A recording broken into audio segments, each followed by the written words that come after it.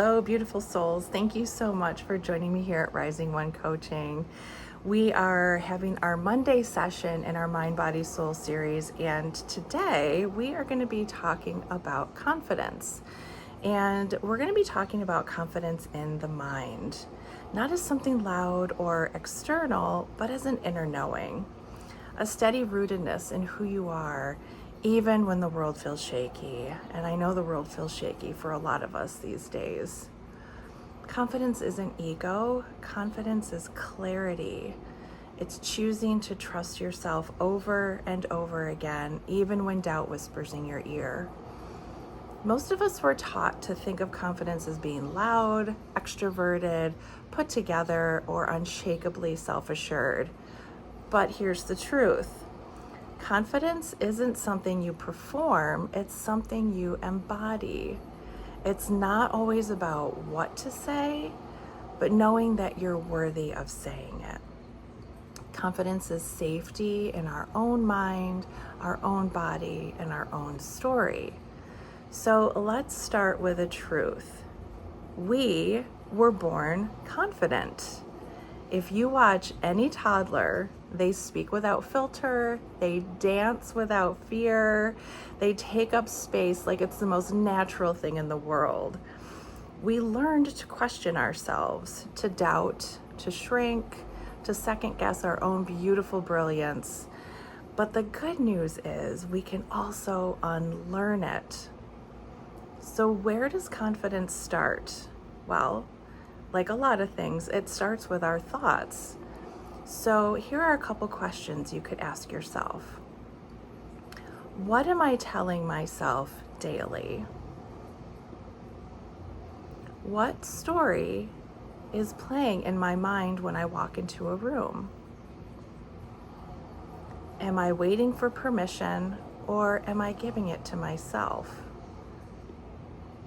Let's take a moment and explore some old belief patterns about confidence. And let me know if any of these sound familiar. I'm sure that they will. I'm not confident enough to speak up. Confidence means being perfect, and I'm not perfect. Confident people are fearless. These are not truths, they're conditioning. So let's reframe and shift our thinking about confidence. Confidence isn't the absence of fear, but the willingness to show up with it.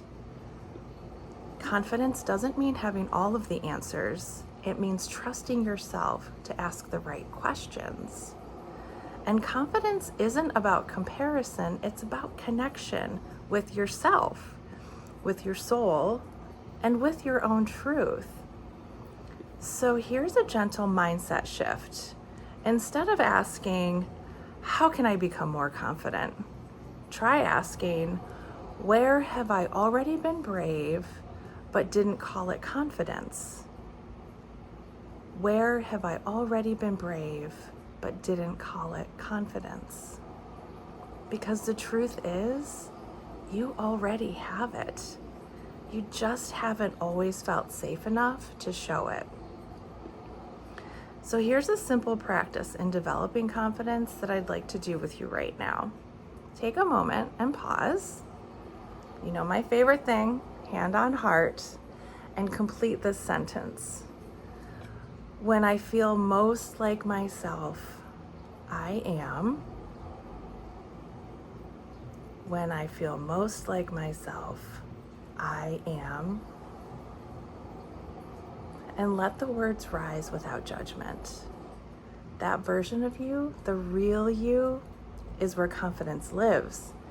And having more of those experiences, drawing from that source of inner light and wisdom, that is how you begin to cultivate confidence. So here are some affirmations I'd love to share with you that you can use in the evening, in the morning, anytime during the day, whatever feels right for you, that can help you build up your own self-confidence. Confidence is quiet trust in who I am becoming. It's safe to take up space. I can be gentle and powerful at the same time. I don't have to be perfect to be powerful. And I trust myself even when I'm learning. That one is so powerful because aren't we all learning every day? So here are some journal prompts that I would love to share with you that might be helpful just to dig a little bit deeper.